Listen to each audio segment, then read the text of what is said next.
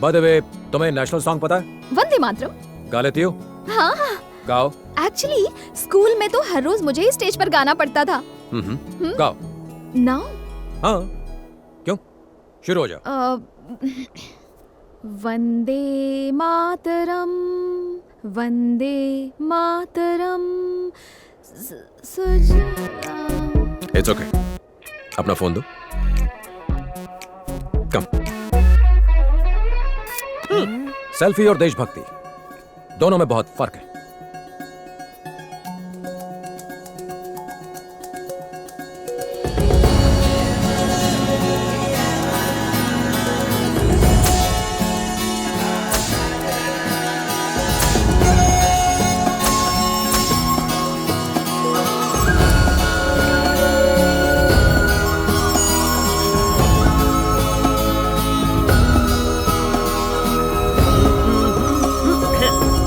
मैं इसकी बैंड बजाता हूँ।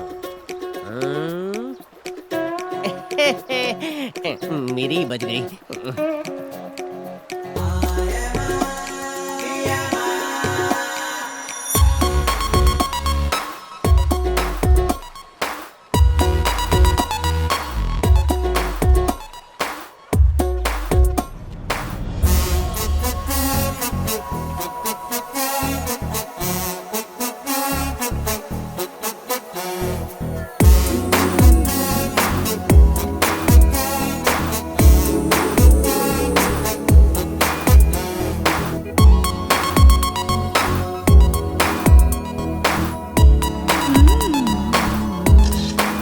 वहाँ नहीं यार, सेल्फी। ये पकड़ो। Excuse me. Hi. Hi. Can you please stand up? Okay. क्या हुआ?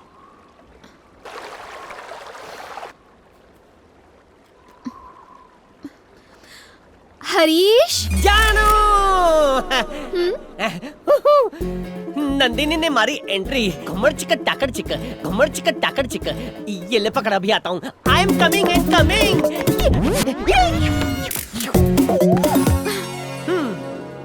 सूछे बकुड़ी।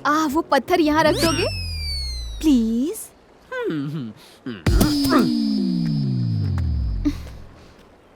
नंदू। हाँ, थैंक्स बोलने की जरूरत नहीं है। थैंक्स तो गैरों को कहा जाता है। हाँ, हम तो दिल वाले हैं। मरी गई। Wish me luck. हाँ, लक। हाँ। वंदे मातरम, सुजलाम सुफलाम, मलयज शीतलाम, सस्य श्यामलाम, मातरम वंदे मातरम, वंदे मातरम। नंदिनी मेरी परमिशन के बिना पत्थर तक नहीं हिलाती। मैं भी एक देशभक्त हूँ, यकीन हो गया? तुम्हारी आवाज बहुत सुरीली है। एक्चुअली स्कूल के दिनों से ही मुझे गाने का बड़ा शौक था। उस दिन तुमने अचानक से पूछ लिया तो नहीं गा पाई। काफी अवार्ड मिले हैं मुझे। आप एक सेल्फी हो जाए। कल ली थी ना? नो नो नो, वो सेल्फी तो मैंने कल ही पोस्ट कर दी थी। देखो हम दोनों कितने अच्छे लग रहे हैं, कितने लाइक्स मिले हैं। हम दोनों की जोड़ी कमाल लग रही है ना? ये कमेंट में क्या लिखा है? शायद मेरे बारे में कुछ। हरीश, मेरे बारे में लिखा है। I'll see you soon. Yeah, I'm coming. Jain sir ji, Congratulations. शादी मुबारक हो। शादी? हाँ? किसकी? तेरी, डॉक्टर नंदिनी के साथ। सही बोला। बैंगलोर में मेरी शादी है। ITC गार्डन या होटल ताज बुक करने वाला हूँ। बहुत बढ़िया। 2000 भारतीयों को इनविटेशन दिया है। ओके। वेज और नॉन वेज खाना होगा और कॉकटेल पार्टी भी। एंड ऑफ कोर्स तुम्हारे लिए नॉर्थ इंडियन स्टाइल का बढ़िया पंजाबी खाना भी होगा। वाह, ये गला पाजी। वो इतना अरेंजमेंट कब किया ये तो बताओ पाजी। अरे अरेंजमेंट तुम करोगे पाजी, मैं थोड़े ना करूंगा। बात है, मजाक कर रहे हो पाजी। शादी कंफर्म है। आपके लिए एक लेटर है। हाँ। ओए आ गया, बाजू वाले टेंट से लव लेटर आ गया। वो दोनों मिलके डॉक्टर खेलेंगे। Thank you. जय हिंद साहब। क्या लिखा है? जोर से पढ़ो सर। हमें भी तो बताओ उस लेटर में क्या लिखा है। अरे सर तो चुप ही हो गए। लगता है लेटर कुछ ज्यादा ही रोमांटिक है।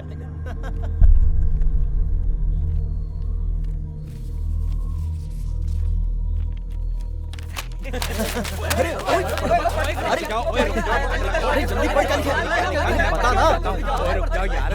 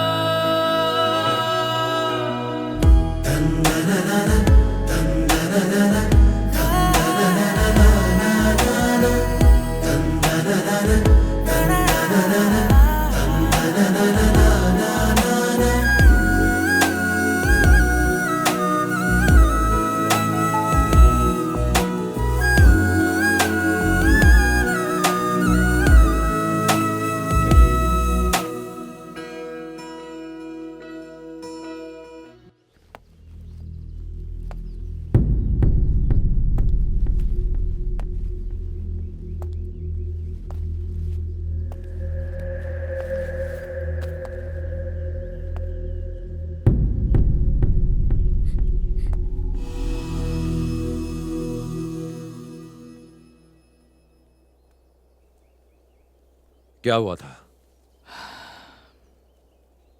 It's clear. He committed suicide. मेरे भाई की किसी के साथ दुश्मनी नहीं थी और ना ही वो कायर था कि वो खुदकुशी कर ले। क्या हुआ था? राम, मैं जानता हूं तुम दोनों कितने करीब थे। I understand. वो मेरी बहन का सुहाग था। इन्वेस्टिगेशन के दौरान मैं वहां मौजूद था। Let's be practical Ram. चीजों को और कॉम्प्लिकेटेड करने से क्या फायदा? भाई होने के नाते मुझे पूरा हक है यह जानने का कि मेरे बड़े भाई के साथ क्या हुआ था। प्रैक्टिकल होकर बात करूं तो मैं तुमसे रिक्वेस्ट नहीं कर रहा, पूछ रहा हूं, व्हाट हैपेंड? सर, हमारे पास कोर्ट का ऑर्डर है, हमें बिल्डिंग तोड़नी पड़ेगी। जो ऑफिसर हमसे पंगा लेता है वो आइंदा कभी दिखाई नहीं देता है। अगर तुम में से कोई मर्द का बच्चा है, किसी में दम है, तो गिराओ बिल्डिंग। हम नहीं गिराएंगे सर, लेकिन हमारे नए डीसी वो आपको छोड़ेंगे नहीं। कौन है वो जोकर? आपने सिर्फ पुलिस की वर्दी पर स्टार्स देखे होंगे, लेकिन इनकी किस्मत में स्टार्स है। अन्याय भी जिनसे कांपता है। न्याय के ऐसे महान देवता हैं वो।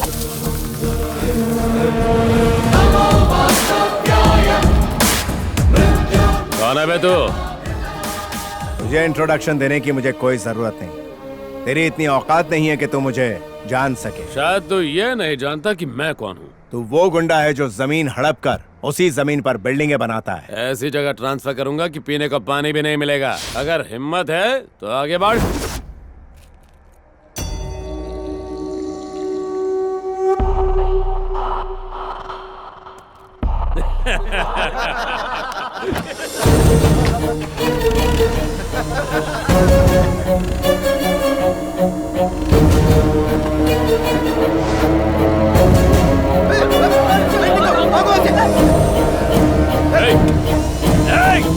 पागल हो गया क्या? ये क्या कर रहा है? जान से मारेगा क्या?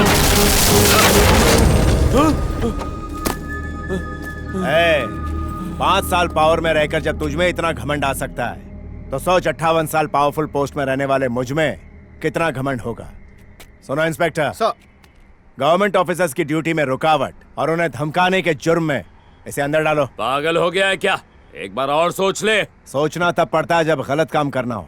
सही काम करने के लिए सोचने की जरूरत नहीं पड़ती। मैं तुझे छोड़ूंगा नहीं। IAS ऑफिसर हूँ, कोई साधु नहीं। मुझसे पंगा लिया तो मार डालूंगा। ऑफिसर सर, बिल्डिंग डिमोलिश कर दो। Okay sir.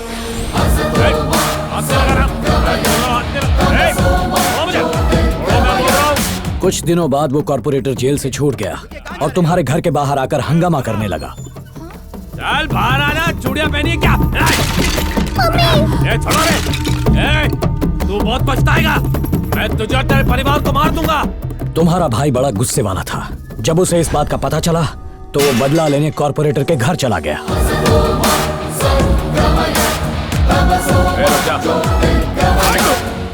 उसके सर पर खून सवार था।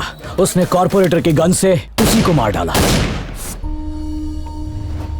मर्डर केस में उसे अरेस्ट कर लिया गया। मैंने उसकी बेल करवाई और उसे घर ले आया।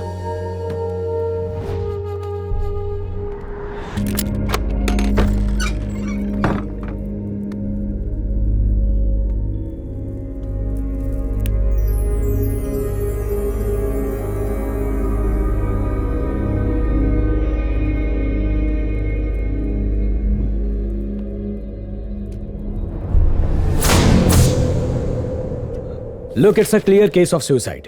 पुलिस इन्वेस्टिगेशन पूरी हो चुकी है। पोस्टमार्टम रिपोर्ट भी यही कहती है। तुम्हारा क्या कहना है? ये सुसाइड नहीं, मर्डर है। फिजूल की बात मत सोचो, तुम ज्यादा इमोशनल हो रहे हो। पूरा कमरा सबूतों से भरा है sir. What do you mean? Evidence number 1, भाई के पर्सनल कमरे के टेबल के बगल वाले पर्दे। आज भी मुझे उनमें से गांजे की बदबू आ रही थी। इसका मतलब उस कमरे में जो भी रहा होगा उसकी हाइट 6'2" या 6'3" रही होगी। एविडेंस नंबर 2, भाई के कमरे में रखा हुआ बीन बैग। उसमें ऐसा निशान तभी आता है जब कोई भारी या लंबा इंसान उस पर बैठा हो। इसका मतलब यह हुआ कि उस पर बैठने वाले इंसान का वजन लगभग 100 किलो होगा। भाई को धूल पसंद नहीं थी, इसलिए वो खिड़की के पास नहीं बैठते थे। अगर बैठे भी होते तो उस पर इतना गहरा गड्ढा नहीं होता। एविडेंस नंबर 3, ये बताइए कि आपको भाई के कंप्यूटर पर किसी की उंगलियों के निशान मिले? रिपोर्ट के मुताबिक तो किसी के नहीं मिले। क्यों? नामुमकिन। उस पर भाई के फिंगरप्रिंट्स तो मिलने ही चाहिए थे। इसका मतलब उस दिन किसी ने इस कंप्यूटर का इस्तेमाल किया था और पूरे फिंगरप्रिंट्स मिटा दिए थे।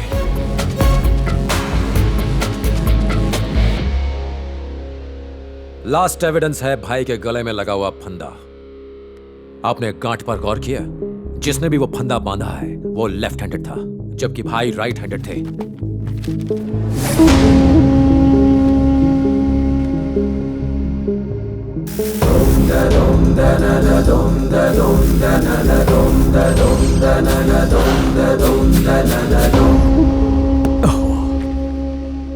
मुझसे इतनी बड़ी गलती कैसे हो गई? सर, हो सकता है कि ये चूक जानबूझकर की गई हो।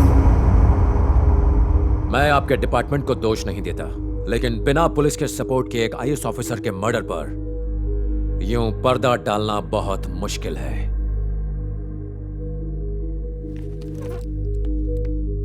राम, इस केस को मैं पर्सनली इन्वेस्टिगेट करूंगा।